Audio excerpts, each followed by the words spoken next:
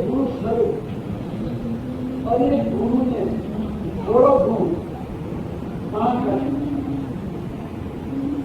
ગુરુને ઓળખવું અતિ કઠિન છે. ભલે તમારું જેટલી તમે કરી નાખો પણ એ કયા મારે પણ બગડી જાય. ગુરુને સતત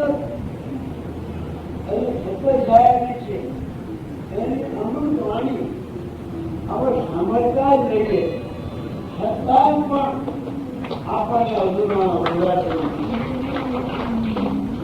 આટલું સ્વામી જોતા તૃપ્તિ નથી થતી. અમે તૃપ્તિ નથી થતી. એનું કારણ શું છે કે એમાં એવું અમૃત છે. એ અમૃત એટલે જન્મ અને મૃત્યુ માંથી છોડાય. અમારે તો ના તમને જન્મ મૃત્યુમાં છોડવાનો સવાલ જ નથી આવવાનો. તમે ના બંધીઓ તો જણાવવાના જણાવવાના જણાવવાના એમાં તો તમે મુક્તિનો સવાલ જ નથી આવતો. તો એક પ્રોગ્રામ સમજો કે સંસદે મોટો થિયેટર છે. એવો ખબર છે ડોક્ટર ઓપરેશન થિયેટર એવું થિયેટર જોવાનું નહીં, દુઃખ દૂર કરવાનું. ભક્તિ અને એમાં સત્સંગ એટલે જેમ આપણે ભક્તિમાં આવીએ તો બધા આવો બરોબર છે. આ થિયેટર છે, બધા આવી જાય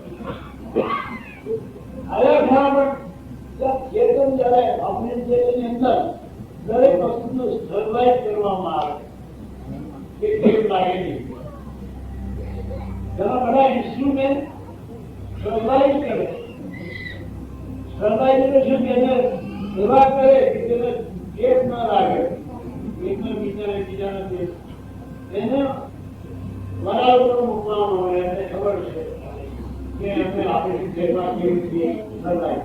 નોટ ઓનલી દેટ એ ફક્ત નહીં ઇન્સ્ટ્રુમેન્ટ નહીં પણ બધું આખું આપણે થિયેટરને પણ સર્વાઈવ કરવાનું. એવી રીતે સદગુરુ પણ આ જે ભક્તિનો થિયેટર છે એને હું હંમેશા ચોખ્ખું રાખું, સર્વાઈવ રાખું કે અહીંયા તમે પણ બીજા કોઈ ચેક નહીં રાખે. તમે પણ બીજા કોઈ મુદ્રાનો કે શરીરનો ચેક નહીં રાખે. હું પણ બહુ ખામોશથી આ થિયેટરને ચોખ્ખું રાખવાનું. હવે જ્યાં તો તમને બેભાન કરી નાખે, હું તમને બેભાન નહીં કરું, હું આ હોશમાં રાખી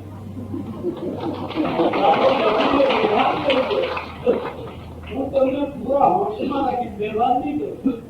ધ્યાન રાખજો. ત્યાં તો દર્દી ને બેહોશ કરે એટલે દર્દીને ખબર પણ નહીં પડે. હું તમને એમાં નહીં રાખું પણ તમને પૂરા હોશ. હવે આપણે ઓપરેશન કરવું હોય તો શું થાય કે ભાઈ તમારા ધણીની સહી લાવો, બાબાની સહી લાવો. એટલે થાય કે સહી આપી એટલે તમે તમારી જાતે ડોક્ટરને મોકલી દો. તમે તમારી જાતે ડોક્ટરને મોકલી ગયા સહી કરીએ. એવી રીતે અહીંયા પણ સદગુરુને પણ તમે તમારી જાતે સમર્પણ થવું જોઈએ. એ તો બેભાન કરીને તમને લઈ દે. હું તને બેભાન નથી કરતો, હું તને સમાન રાખતો. સમાન અવસ્થામાં તમારે આ સત્સંગ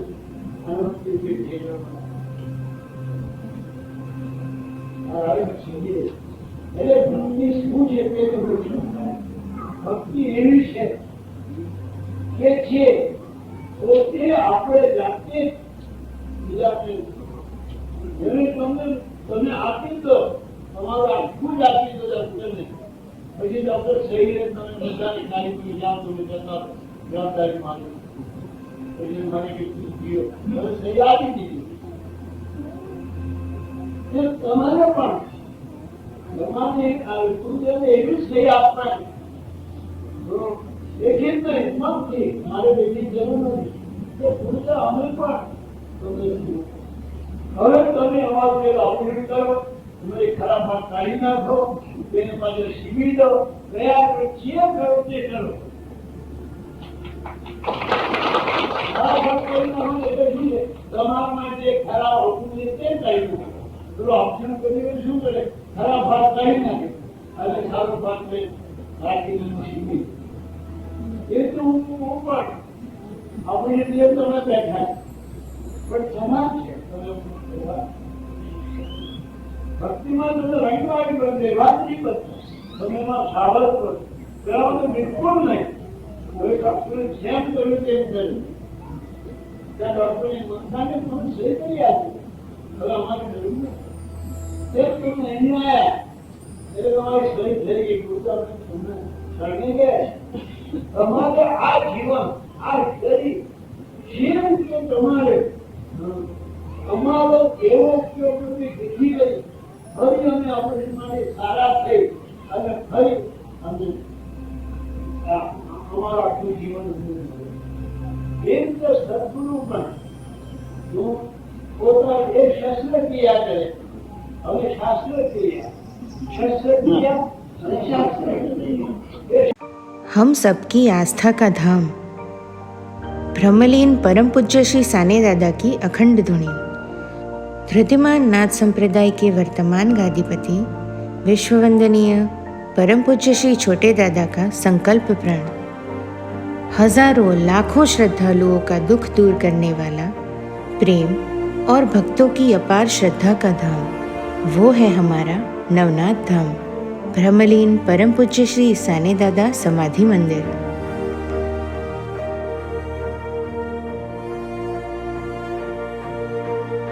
धृतिमान नाथ संप्रदाय के वर्तमान गादीपति विश्ववंदनीय परम पूज्य श्री छोटे दादा के प्रखर और प्रबल नेतृत्व के अंतर्गत ये भव्य मंदिर आकार ले रहा है। ब्रह्मलीन परम पूज्य सद्गुरु श्री साने दादा समाधि मंदिर निर्माण कार्य एक धार्मिक यज्ञ कार्य है जिसमें आहुति रूप में तन मन धन का समर्पण करके पुण्य प्राप्ति के अधिकारी बनिए और आत्मभाव से तेरा तुझको अर्पण की मानस वृत्ति से अपना सहयोग अवश्य दें।